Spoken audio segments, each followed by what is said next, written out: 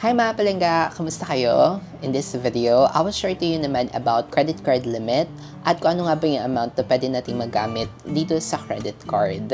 And if you've been watching my videos mga palengga, maybe it's time for you to consider subscribing to my channel if you haven't already to support me in this platform. Ang dami ko na-receive na mga questions sa mga previous videos ko about credit card, kung magkano daw ba yung laman ng credit card, hanggang magkano ba daw yung pwedeng gamitin sa credit card.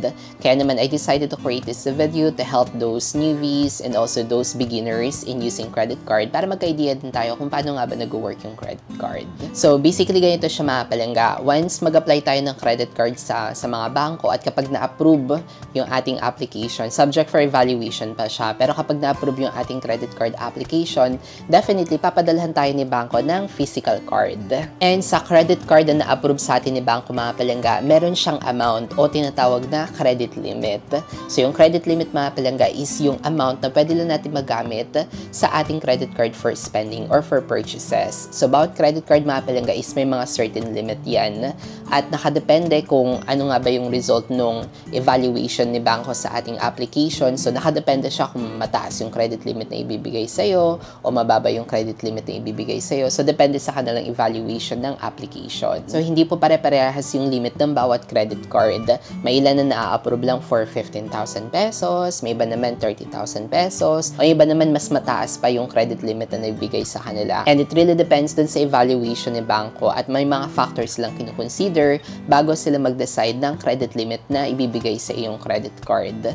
So, possible sa mga credit history natin o di kaya dun sa history natin sa mismong bank na yun or kung meron tayong savings account. So, madaming mga factors at dun sila magbe-base para i-evaluate kung ilan nga ba yung credit limit na ibibigay sa iyo. And don't worry mga palengga, once ma-receive naman natin yung physical card natin, mag-reflect din naman doon sa papel na kung saan nakatouch yung ating card kung magkano nga ba yung credit limit na na-approve sa atin ni bangko. At kung ano man yung credit limit na ma-approve sa atin mga palengga, that means yun lang yung limit o yung amount na pwede natin magamit for spending in using our credit card. So para maging malinaw, let's say for example na na-approve tayo ng credit limit for 15,000 pesos. So that means yung pwede lang natin gamitin for using our credit card with spending or for purchases is up to 15,000 pesos lang. And now may mga nagtatanong sa akin kung bakit zero daw yung lumalabas dun sa kanilang banking app o dun sa mismong app. So yung nakikita nyo mga palengga sa app is outstanding balance yan, hindi yan yung credit limit.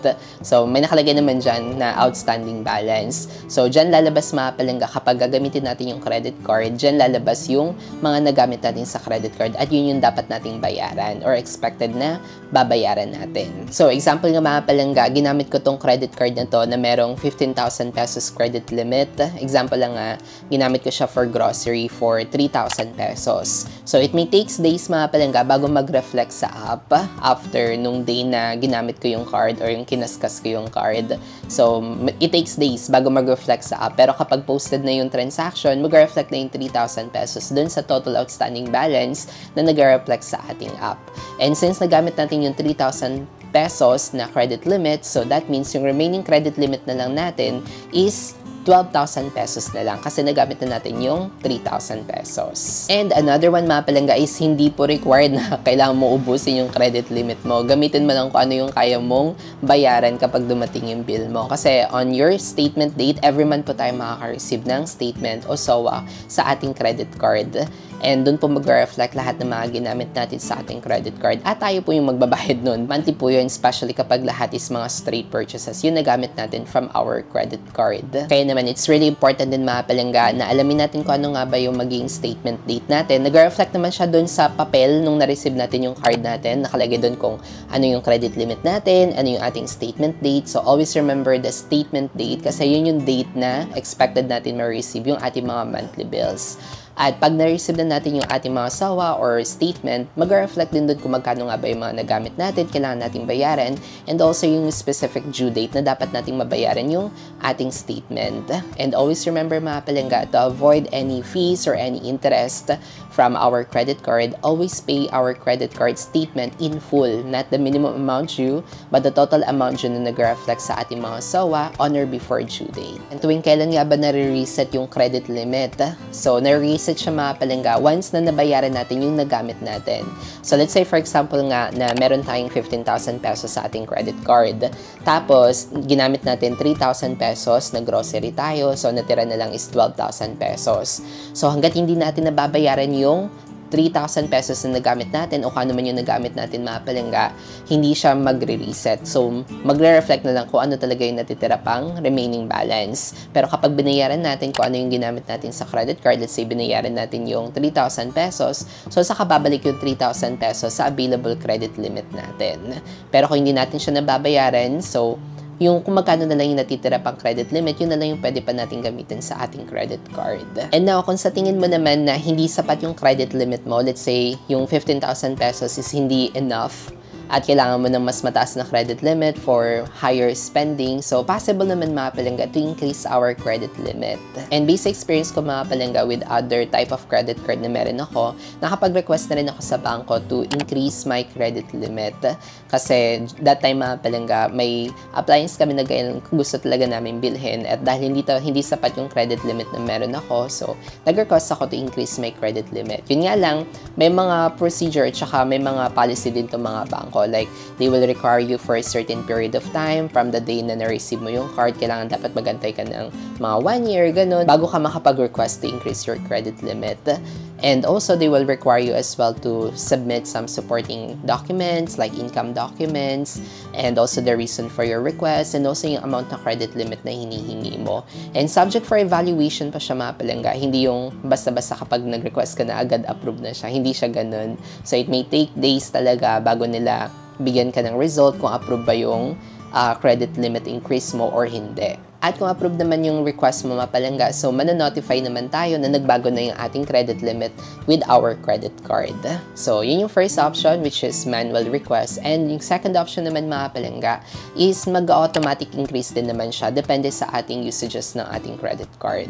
So, na-experience ko din mga palangga sa ibang type ng credit card ko, specifically with my BPI credit card, na nag-automatic increase siya mga palangga after more than 1 year. So, hindi na ako nag-request to increase my credit limit, pero nag-automatic additional credit limit siya, nadagdagan yung credit limit niya. So, possible din yun mga palangga, at may mga factors din yun kung bakit nga ba nag-automatic increase ito mga bank. So, it's either depende sa spending habits mo na lagi mo na ma-maximize yung credit limit mo, tapos lagi ka namang on time magbayad, wala ka mga past due balance, maganda yung credit history mo. So, most likely, bibigyan ka talaga nila ng increase with your credit limit automatically.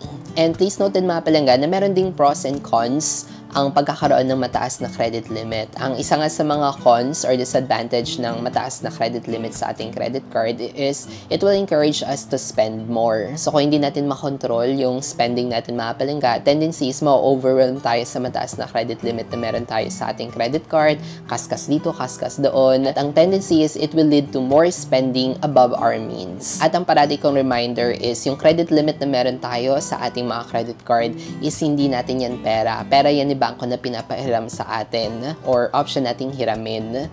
So, always use our credit card wisely pa rin mga palangga.